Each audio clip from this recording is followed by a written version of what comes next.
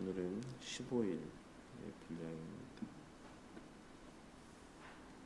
그래도 여기 이쪽 지역은 비가 생각보다는 많이 안 온 것 같은데 그런가요? 밤에는 많이 왔나요? 잘 모르시죠? 저희야 뭐 일찍 자고 네, 새벽에 나올 때만 비가 안 오면 잘 모르기 때문에 이렇게 하도 뉴스에서 어제 저녁 때 예보를 하고 막 긴급 방송을 막 하고 이래갖고 비가 또 세지 않을까 싶었는데 생각보다 비가 안 와가지고 네, 오늘은 15일 분량 중에 분량에 있는 내용들을 함께 살펴보려고 합니다. 나 외에 라고 하는 이 표현이 덧붙여진 이유가 무엇이냐, 그 의미가 무엇이냐라고 하는 것을 함께 살펴볼 텐데 앞에서도 사실 요 내용, 요 표현의 의미를 간략하게 언급을 했었습니다. 그래서 사실 나 외에라는 표현은 원어적인 표현으로는 내 앞에서, 나와 너 사이에 이런 의미가 담겨 있습니다. 그래서 아주 정확하게는 내 앞에서고 좀 더 의역하자면 너와 나 사이에 아무것도 없게 해라 라고 하는 의미가 사실 요 말씀의 의미입니다. 그래서 그런 거죠. 이거를 좀 쉽게 표현하자면 뭐 연인 사이에, 부부 사이의 관계 가운데 아무것도 없는 겁니다. 그냥 딱 그 둘의 관계만 있고 거기에 막 여기에도 이제 그런 뉘앙스의 표현들이 이제 다 언급되어져 있긴 한데 이게 말도 되지 않는 말이지만 그 부부 사이에, 연인 사이에 다른 여자, 다른 남자가 껴있는 거예요. 이거는 사실 말이 안 되죠. 네, 그런 어떤 다른 대상이 있지 않게 해라. 너와 나만의 온전한 관계 가운데 있게 해라라고 하는 그런 의미. 그래서 여기서 좀 더 확장된 의미에서 이제 김병 교수님은 코람데오라고 하는 이런 그런 표현들, 우리 신학적인 용어, 하나님 앞에서라고 하는 것이 바로 이러한 계명의 말씀에 근거하여 우리 신앙의 선배들이 또 이렇게 사용했던 표현이다라고 설명을 하고 있습니다. 그래서 하나님께서는 1계명의 말씀을 통해서 오직 너와 나 사이에 그 온전한 관계를 또 말씀하고 있으신 것이다 라고 하는 사실을 이제 이 내용들을 통해서 한번 좀 생각해 보도록 하겠습니다. 우리 소요리 문답과 대요리 문답 내용을 같이 한번 읽어보겠습니다. 시작.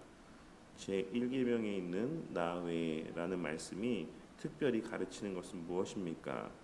제1계명에 있는 나 외에라는 말씀은 모든 것을 보고 계신 하나님께서 어떤 다른 신을 섬기는 죄를 주목하시고 몹시 불쾌하게 여기신다는 것을 가르칩니다. 제1계명에 있는 나 외에라는 말씀이 특별히 가르치는 것은 무엇입니까?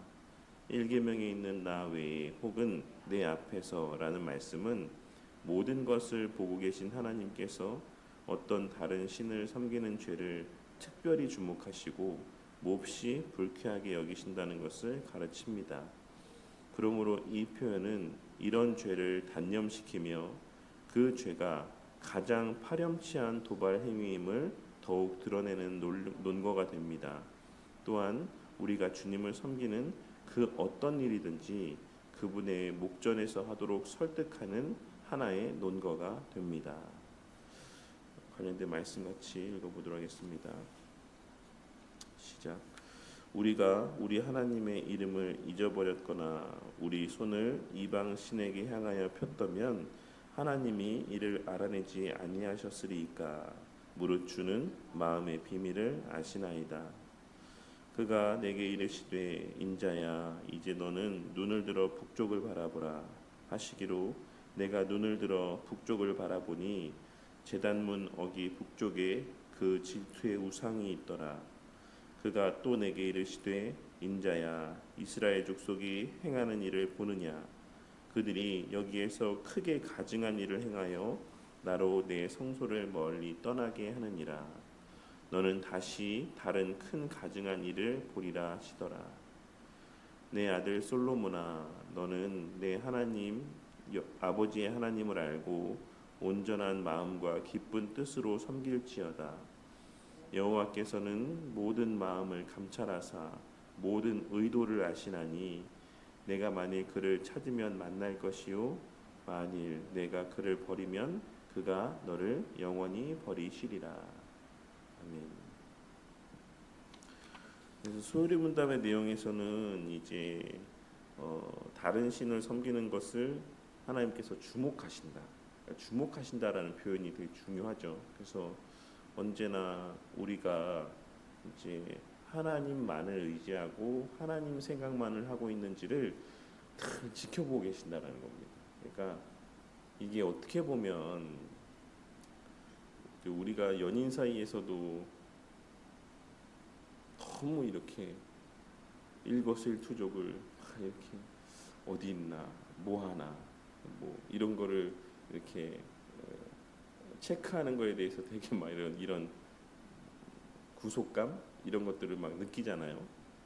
근데 일견 어떤 면에서 보자면, 그러니까 인간의 사랑은 좀 삐뚤어졌을지 모르겠지만 하나님은 완전한 온전한 사랑 가운데 우리의 삶을 언제나 지켜보시고 우리의 마음의 중심을 바라보시는 겁니다. 그러니까 하나님께서, 그러니까 이거는 좀 인간에게 적용되어지면 왜곡되어지는 모습이 있을 수 있지만, 그러니까 사랑의 정도는 사실 그 질투의 정도와 비례하는 것이죠. 그래서 하나님께서 우리에게 부으시는 사랑의 크기가 절대적이기 때문에 그 하나님께서도 우리에게 언제나 그런 마음의 정도를 바라시고 요구하시는 겁니다.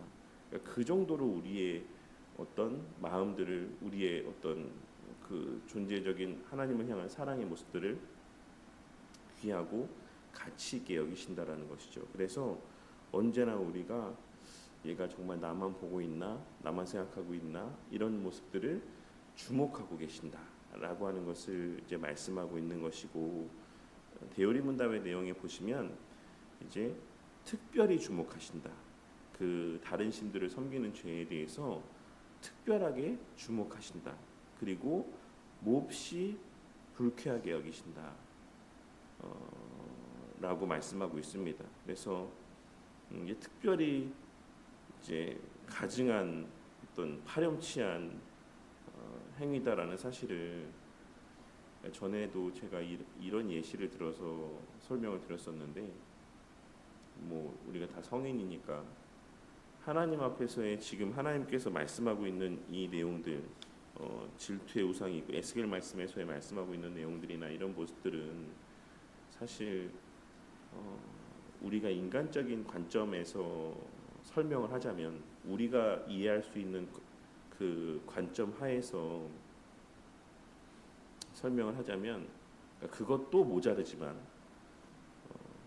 남편과 아내가 관계가 있는 그 사이 속에서, 아내가 있고 남편이 있는 사이 속에서 그 남편이 보는 앞에, 아내가 보는 앞에서 다른 이성과의 성적인 관계를 맺고 있는 모습을 보는 것과 똑같습니다. 그러니까 그 이상이죠. 그 것과도 비교할 수 없을 정도로 하나님께서 우리의 마음 가운데 다른 대상을 의지하는 모습을 보며 느끼시는 불쾌감이라고 하는 것은 그것 이상입니다. 그러니까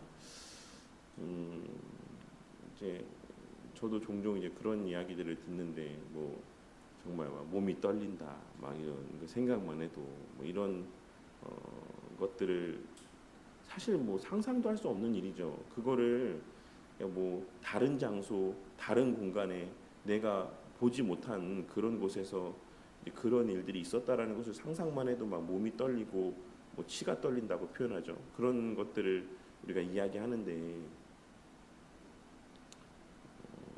최근에도 이제 그런 일들이 있었던 것 같은데요. 그 남편이 아내를 이렇게 목숨을 이렇게 빼앗는 뉴스가 나왔었는데, 그게 실제로 그런 이제 아내분께서 그런 관계가 있었기 때문인지 아니면 그걸 오해했었기 때문인지는 모르겠는데, 어쨌든 그 이제 남편 되는 분이 이제 아내분을 이렇게 목숨을 빼앗는 그런 일들이 최근에 뉴스에도 보도가 되었었습니다. 그런 뉴스가 있잖아요, 나오잖아요. 그러면 거기에는 댓글이 뭐라고 달리는지 아십니까? 그럴만했다. 이거는 정상 참작을 해줘야 된다. 이런 댓글들이 막 달립니다. 그럴 정도로 정말 모든 사람들에게 있어서 그러한 상황은 납득이 되지 않는데 그거를 자기가 눈앞에 보고 있는 자리에서 그런 모습이 벌어지고 있다. 우리의 생각에서 범주에서 생각을 해도 이건 견딜 수가 없는 일입니다. 그런데 감히 하나님께서 하나님의 그 독생자를 내어주시기까지 하실 정도로 사랑하는 그 대상이 하나님의 그 목전에서 주목하시는 자리에서 그러한 모습을 나타내 보인다라고 하는 것을 하나님께서 만약에 지켜보고 계신다라고 했을 때 그 하나님의 마음 속에서부터 끓어오르는 그 분노는 사실 우리가 상상도 할 수 없는 정도인 것이죠. 근데 우리가 지난 시간에 어제 나눈 내용을 보시면 이 많은 일계명에서 그 많은 죄의 모습이 있는데 이러한 모습들을 우리는 아무렇지도 않게 혹은 인지함도 없이 살아갈 때가 너무나도 많이 있다라는 것입니다. 하나님을 사랑한다라고 이야기를 하면서 하나님을 사랑한다라고 말을 안 하면은 또 모르겠어요. 하나님도 모르는 사람이고 하나님을 사랑하지도 않는다라는 생각을 갖고 살아가는 사람이면 모르겠지만 버젓이 나는 하나님을 사랑한다라고 고백을 했고 또 그런 맥락에서 사실 어떤 면에서 보자면 우리의 또 이 공회 앞에서의 서약이라고 하는 것은 어떤 면에서는 그런 하나님 앞에서의 하나님과의 어떤 혼인 서약과도 같은 것이죠. 내가 정절을 지키고 하나님만을 바라보며 살아가겠다라고 하는 공회 앞에서의 어떤 서약이라고 할 수가 있는데 그런 서약을 일반적으로 우리 세례 서약이라고 이야기하는 것처럼 세례 서약을 하고 있으면서도 여전히 다른 것을 바라보고 다른 것을 의지하고 다른 것에서 즐거움을 찾고 거기서 만족을 누리며 살아가고 있으면서도 그것에 대한 인지와 자각이 전혀 없는 삶을 살아갈 때가 있다라는 것입니다. 그러니까 오늘의 이 말씀 소요리 문답이나 대요리 문답에 덧붙여진 조항은 너희들의 그러한 모습이 하나님 앞에서의 얼마나 파렴치한 모습인지를 우리에게 깨닫게 해주는 조항이라고 할 수 있고 그 사실을 깨닫게 함을 통해 그러한 죄를 단념시키기 위한 의도가 담겨 있다. 너 이렇게 하는 거 너는 아무것도 아니라고 생각하지? 근데 아니야. 하나님 보실 때 너희들의 이 사소한 모습 하나하나는 정말 그처럼 하나님 보시기에 너무나도 불쾌하게 여겨지는 그런 모습이야. 하나님께서 이 모습을 어떻게 보시는지를 깨닫게 하기 위한 의도에서 덧붙여진 말씀이다라고 설명하고 있는 것입니다. 그래서 우리가 그 사소한 부분 하나하나에 있어서도 이러한 죄에서 떠나게 하기 위한 의도에서 하나님께서는 이런 말씀을 우리 가운데 들려주신 것이고 그리고 무슨 일을 하든지 간에 하나님 앞에서 진심을 다해서 행하게 하고자 하는 의도가 담겨져 있는 것이다라고 설명하고 있습니다. 그래서 그런 거 되게 싫어하잖아요. 뭐 예를 들자면 그러니까 그것도 동일한 맥락에서의 이야기이긴 하지만 같이 한 공간에 있고 같이 밥을 먹고 같이 뭐 대화를 하는데도 이 사람이 머릿속에 생각은 딴 데가 있어. 누가 봐도 그런 거를 느낄 때가 있잖아요. 뭐 나랑 대화는 하고 있는데 나랑 함께 몸은 함께 있는데 이 사람이 마음은 딴 데가 있는 것 같아 라고 하는 생각들을 하게 될 때가 있지 않습니까? 그때 어떻게 뭐 기분이 좋으세요? 그냥 뭐 몸만 옆에 있으면 뭐 나는 상관없다라고 생각하십니까? 특히 이제 여자분들은 뭐 남자는 물리적인 소유에 대해서 안정감을 느끼고 여성분들은 어떤 심리적인 그 함께함에 있어서의 안정감을 느낀다라고 하는 이야기들이 있다고 하던데 그래서 남자는 뭐 마음은 어디가 있든지 간에 몸만 내 옆에 있으면 된다라고 생각하고 여자분들은 몸은 어디 있어도 마음이 나한테 있어야 된다라고 생각한다라고 하던데 어쨌든 하나님은 몸도 마음도 다 이제 하나님께만 이제 주목되어져 있어야 된다라고 생각하시는 거죠. 그래서 우리의 행하는 모든 것이 우리의 마음까지도 전심으로 하나님을 향한 마음 가운데 예배도 모든 삶도 그렇게 드려지기를 바란다. 우리의 삶에서의 모든 시간들 가운데 언제나 그래 내 삶을 하나님께서 지켜보고 계시지라고 하는 마음으로 그 하나님 앞에서의 진심 어린 그 사랑 가운데 살아가는 것을 원하신다라는 의미가 또한 여기 담겨 있다라고 할 수가 있는 것입니다. 그래서 뭐 비유를 하자면 영화나 드라마에서 종종 그런 요즘에는 찾아보기 힘들지만 뭐 돌아가신 부모님이 이제 뭘 이야기하셨다 뭐 이렇게 유언을 남기고 돌아가셨다라고 하면 이제 그 주인공이 그런 얘기를 하잖아요. 닭살 돋는 멘트지만 그래 엄마가 나를 지켜보고 계시지 하고 이제 막 모든 일을 하면서도 내가 최선을 다해서 살아야지 엄마가 하늘에서 나 지켜보고 계시니까 이런 마음으로 막 뭐 어느 자리에서든 막 열심히 사는 그런 주인공의 모습들을 보게 될 때가 있지 않습니까? 그런 것처럼 하나님 앞에서의 삶을 살아야 될 또 우리의 어떤 그런 근거들을 논거들을 제공해 주는 말씀이다라고 설명을 하고 있는 것입니다. 교리 해설의 내용에 보시면 이제 이 표현은 내 앞에서라고 하는 이 표현이라고 하는 것이 나 외에는이라는 표현이라고 하는 것은 이제 내 얼굴 앞에서라고 번역될 수가 있습니다. 이것이 이제 1차적인 표현이죠. 그래서 그 밑에 줄에 보시면 하나님께서는 어디에나 계시며 이해와 지식에 있어서 무한하신 분이다라는 사실을 잊지 말아야지만 된다라고 말씀하고 있는 겁니다. 그래서 이 죄가 하나님 외에 다른 신들, 다른 대상들에게 마음을 두는 것이 하나님 앞에서의 아주 가증한 일이다라는 사실을 하나님께서 말씀하고 있으신 것이다. 그래서 어느 정도나 하나님께서 이 일을 원하지 않으시는지 불쾌하게 여기시는지를 우리에게 말씀해 주고 있는 것이다라고 할 수가 있는 것입니다. 그리고 다음 페이지 보시면 그래서 우리보다 앞선 성도들, 우리 믿음의 선배들은 이 교훈을 잊지 않기 위해서 하나님 앞에서를 뜻하는 코람데오라고 하는 라틴어를 신학 용어로 삼고 실제로 신자의 기억 속에 뿌리를 내리도록 가르쳐왔다. 뭐 코람데오라는 말을 처음 들어보신 분은 없겠죠. 뭐 코람데오 중창단도 있었고 저희 교역자 중창단 이름이 코람데오였나 신학교에서 중창단 이름이 코람데오였는지 제가 헷갈리는데 어쨌든 제가 코람데오 중창단에 속해 있었는데 어쨌든 네 코람데오라는 말을 많이 한번 들어보셨을 텐데 그런 의미다라고 이해하시면 될 것 같습니다. 그래서 하나님께서 다른 신들을 섬기는 것을 몹시 불쾌하게 여기시고 그것을 죄로 삼지 않으실 것이다 라고 하는 헛된 주장을 하는 사람들도 있습니다. 하나님 사랑이시니까. 이거 사랑입니까? 남편과 아내가 있는데 버젓이 그 앞에서의 다른 이성과의 그런 사랑을 나누는 모습을 보면서도 우리는 그리스도인이니까 사랑이 많은 자들이니까 사랑해야지 라고 하는 게 정말 제정신으로서 하는 말이라고 하시겠습니까?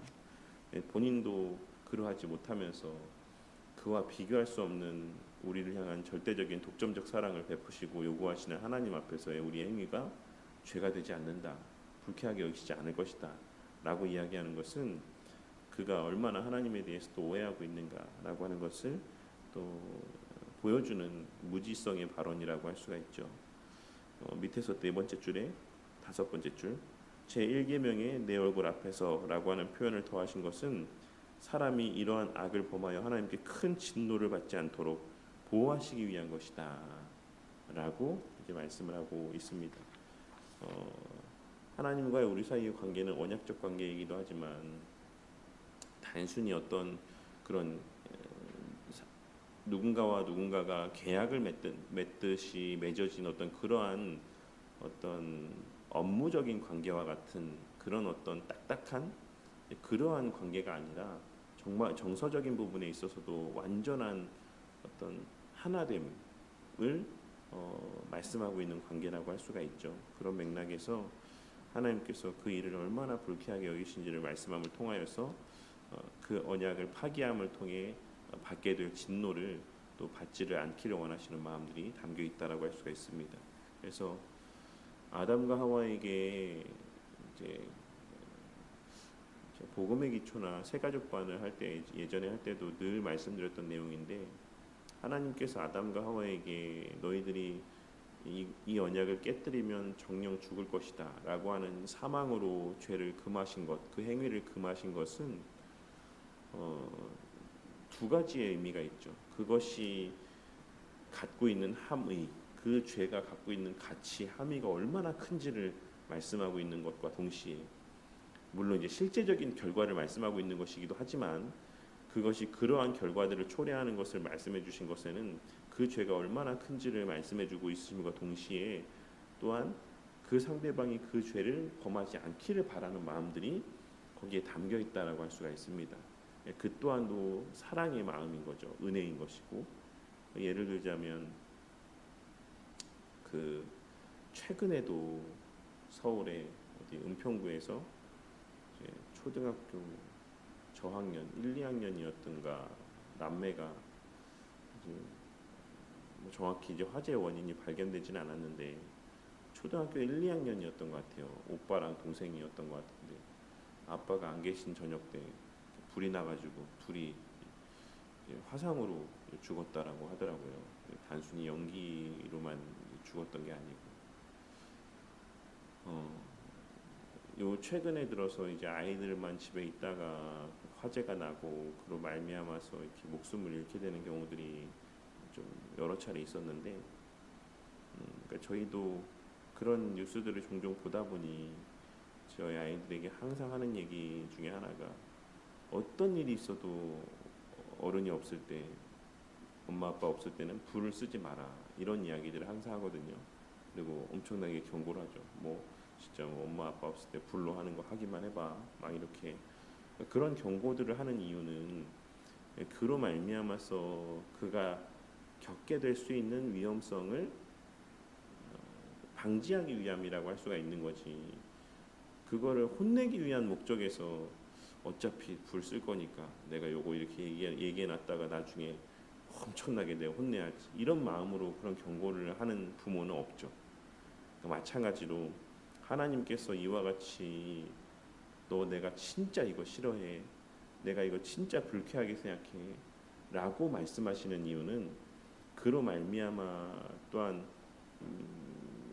겪게 될 수 있는 이제 그러한 하나님의 어떤 분노의, 또 어떤 징계의 그런 위험에서 우리를 보호하시기 위함이다라고 할 수가 있는 것입니다. 그래서 어쨌든 좀 우리가 이 1계명에 덧붙여진 내용을 통해서 우리가 어제도 이 내용들을 보시면서 아마도 그런 생각들을 하셨을 것 같아요. 와, 이런 것까지가 다 1계명을 어기는 거라고? 라고 생각하시는 부분들도 있었을 거라고 생각합니다. 또 그와 동시에 오늘 내용을 통해서 와, 그러한 모습을 하나님께서 그처럼 불쾌하게 여기신다고, 이것이 하나님 앞에서는 그런 정도로 여겨지는 모습들이었다라고 하는 것들을 좀 한번 함께 생각하게 되는 은혜가 있으시기를 바랍니다. 그래서 내가 세상 일에 몰두하는 것도 그것이 설령 뭐 죄가 되는 일이 아니다라고 할지라도 합법적인 수단을 사용하는 것이고, 내가 세상에서 주어진 내 어떤 직장에서의 일을 하는데 몰두하는 것도, 내가 뭐 운동이나 어떤 취미에 완전 몰두해서 거기에 빠져 살아가는 것도, 그것도 하나님 보실 때에는 그처럼 여겨지는 모습일 수가 있구나라는 것들을 우리가 생각하면서 언제나 마음 한켠에는, 그렇다고 뭐 완전 금욕주의적인 삶을 살라는 게 아니죠. 언제나 그것의 목적이 무엇이고 그것의 이면에 자리하고 있는 하나님을 우리가 인지함 가운데 언제나 살 것을 하나님께서 요구하고 있으신 것이다. 우리가 운동을 하는 이유도, 그 외에 어떤 일을 하는 이유도 하나님의 은혜로 하는 것이고 하나님을 위하여 하는 것이고, 또 이런 어떤 우리의 동기와 목적, 그리고 어떤 그 출발점을 우리가 잊지 않고 살아갈 것을 이제 말씀하고 있는 것이다라는 사실을 기억하고, 언제나 일거수일투족 모든 삶을 살아가며 하나님 앞에서 나의 지금 이 행동은 하나님을 사랑함에서 비롯되고 그 하나님을 사랑함을 위하여 하고 있는 행동들인가 라고 하는 것들을 언제나 생각하고, 그와 동시에 또 정말 이웃들을 향한 형제들을 향한 마음에서 내가 지금 이 일을 행하고 있는 것인가라고 하는 것을 늘 생각해 볼 수 있는 은혜가 있으시기를 바라겠습니다. 적용 질문 보도록 하겠습니다. 1번 나 외에 혹은 내 앞에서라고 하는 표현이 주는 의미를 하나님의 어떠한 분이신가와 연결지어서 설명하시기 바랍니다. 이것은 우리에게 어떤 경고를 줍니까? 두 가지 의미. 첫 번째는 가장 표면적인 의미는 하나님 무소부재하신 분이다. 언제 어디서나 모든 것을 감찰하시고 마음 속까지 감찰하시는 분이시다라고 하는 의미를 담고 있고, 그 하나님께서 이제 언제나 우리를 주목하시며 그 독점적 사랑을 요구하시는 분이시다라고 하는 의미들이 있습니다. 그래서 이제 우리가 정말 아주 사소한 내 혼자만에 있는 그 은밀한 시간 속에서도 하나님께서는 나를 주목하고 계신다. 그리고 내 마음에 늘 하나님이 자리하고 있는가에 대해서 지켜보고 계신다라고 하는 경고를 주죠. 네, 그래서 사소한 거 하나도, 그러니까 이게 사실 우리는 아주 가볍게 너무나도 잘 알지만 가볍게 넘기는, 먹든지 마시든지 무엇을 하든지 하나님의 영광을 위해서 해라라고 하는 이런 말들을 되게 가벼이 넘길 수 있지만, 바울 사도가 말씀하고 있는 그 표현 하나하나에는 그의 삶 가운데 그런 인지가 있었다라는 겁니다. 정말 하나님을 위하여 살아가고 모든 삶에서의 숨쉬는 것조차도 자기는 하나님을 위하여서 살아가고 있다라고 하는 것을 고백하고 있고 또 요구하고 있다라고 할 수가 있는 것입니다. 하나님께서는 너무나 위대하신 분이시므로 사람이 다른 것을 신이라 섬기는 일에 대해서 질투하거나 노하실 분이 아니다라고 하는 주장에 대해서 어떻게 평가하십니까? 어쩌면 그런 분들은 모태솔로일 수도 있어요. 사랑을 한 번도 안 해본 분일 수 있습니다. 이건 그럴 수 있지라고 생각할 수 있지만, 진짜 사랑을 경험해 보신 분이라고 한다면 그것이 얼마나 말이 되지 않는 모습인지를 알 수 있을 것이다라고 생각합니다. 그리고 더 나아가서 하나님에 대해서 제대로 알지 못하는 분이다라고 할 수가 있는 것이죠. 하나님의 자신을 향한 사랑이 어느 정도의 사랑인가를 알지 못하기 때문에 이러한 사실 하나님 앞에서의 표현하자면 망언을 할 수 있는 것이죠. 아무렇지도 않게. 여러분은 과연 하나님께서 모든 말, 모든 행위, 마음의 생각까지 다 아시는 분이다라는 사실을 믿으십니까? 믿는다고는 하겠죠, 다들. 하나님 앞에서 살아간다는 사실이 여러분의 믿음과 삶에 부담이나 억압을 주지 않습니까? 경고의 위협 아래 두렵지 않으십니까?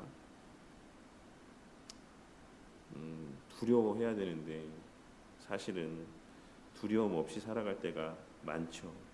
하나님께서 이런 말씀, 경고의 말씀을 주시는 것은 그래서 우리로 하여금 하나님의 징계나 저주 가운데 있지 않고 늘 하나님의 복 가운데 거하게 하시기 위함인 것입니다. 이러한 경고의 말씀을 통해서 눌림을 받고 어떤 생각들을 하더라도, 설령 내 언약 때문에 하더라도 금세 아이고 내가 이러면 안 되지, 이거 하나님께서 다 지켜보고 계시는데 내가 이런 생각을 품고 살아가면 안 되지 라고 거기서 돌이킬 수 있는 마음들이 있어야 되는데, 누가 아니라 하겠습니까? 주일에 이 대한민국에서 예배드리는 사람이 수십만, 수백만인데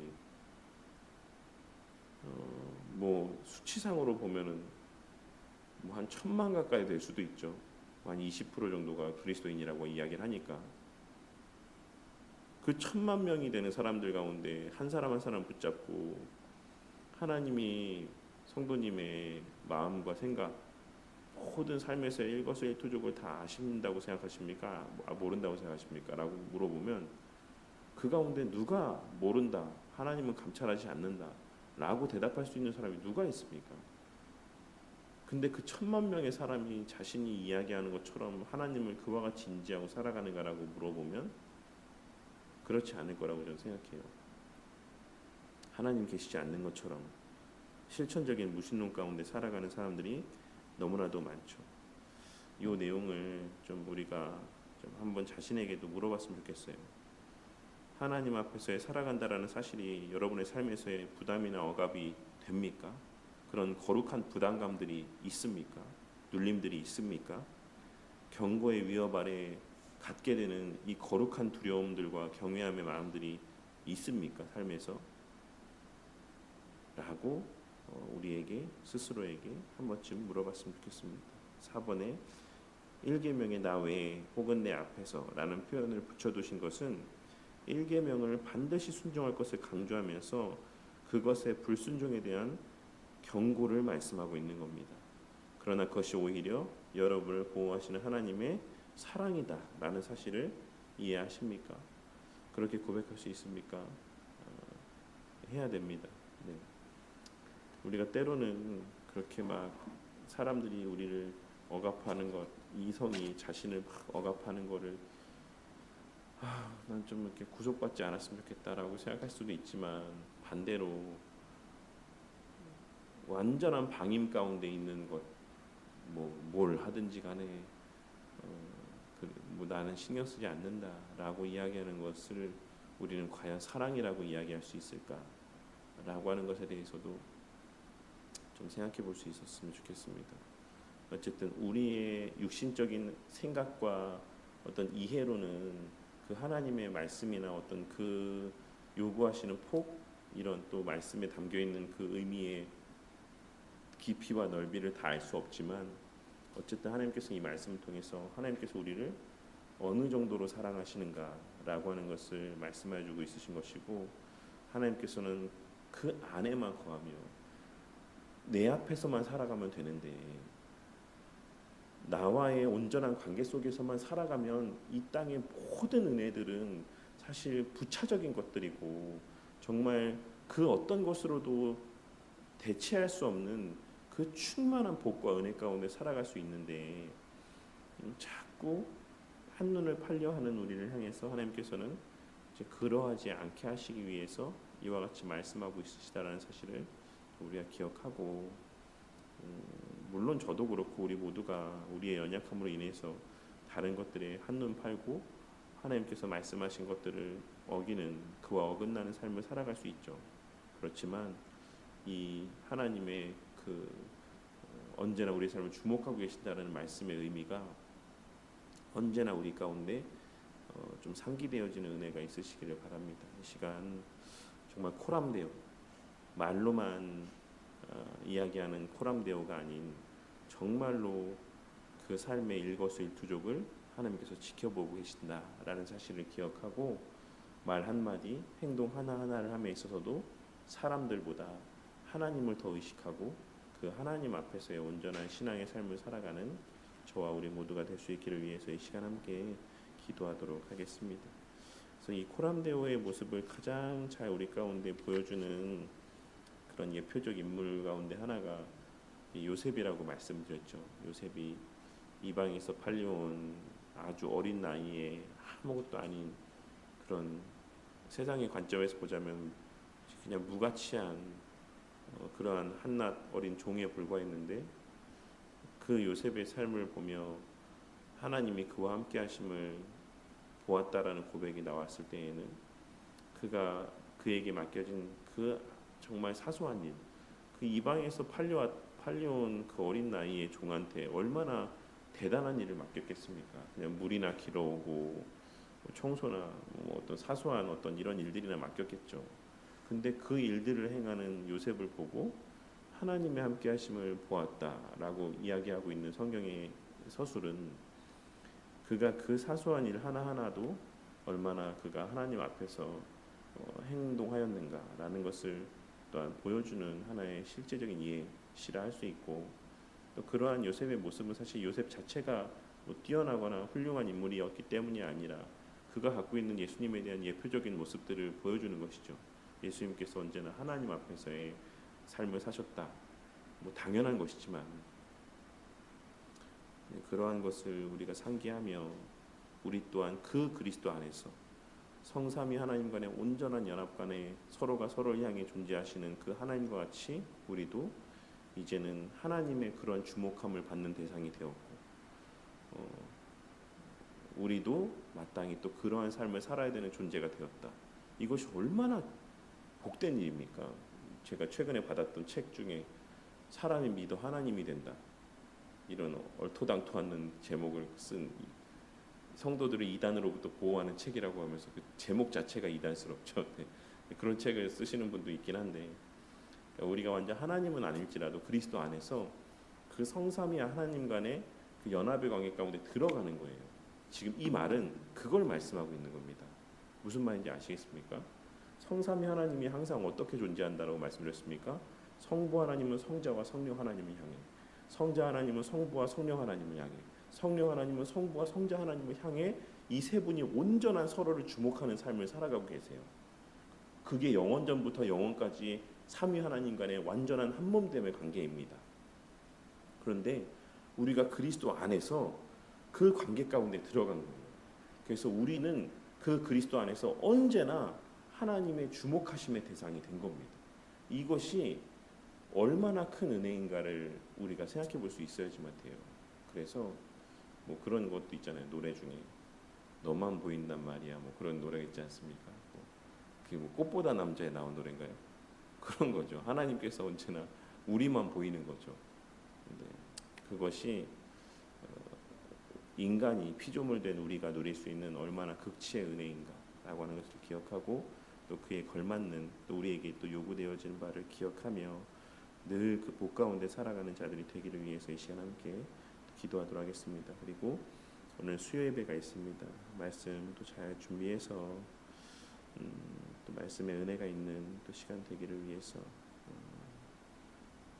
또 많은 성도님들이 또 이렇게 예배 자리에 함께하게 될 수 있기를 위해서 기도해 주시고, 비 피해 없기를 위해서 오늘도 많은 비가 예보는 되어 있는데 밤사이가 가장 큰 고비였다라고 저는 봤던 것 같은데, 어쨌든 이번 또 이런 비 예보로 인해서 피해가 있지 않기를 위해서 우리 교회도 이제 종종 비가 새는데, 그래도 이번에는 네, 거의 많이 안 샜던 것 같아요. 감사하게도.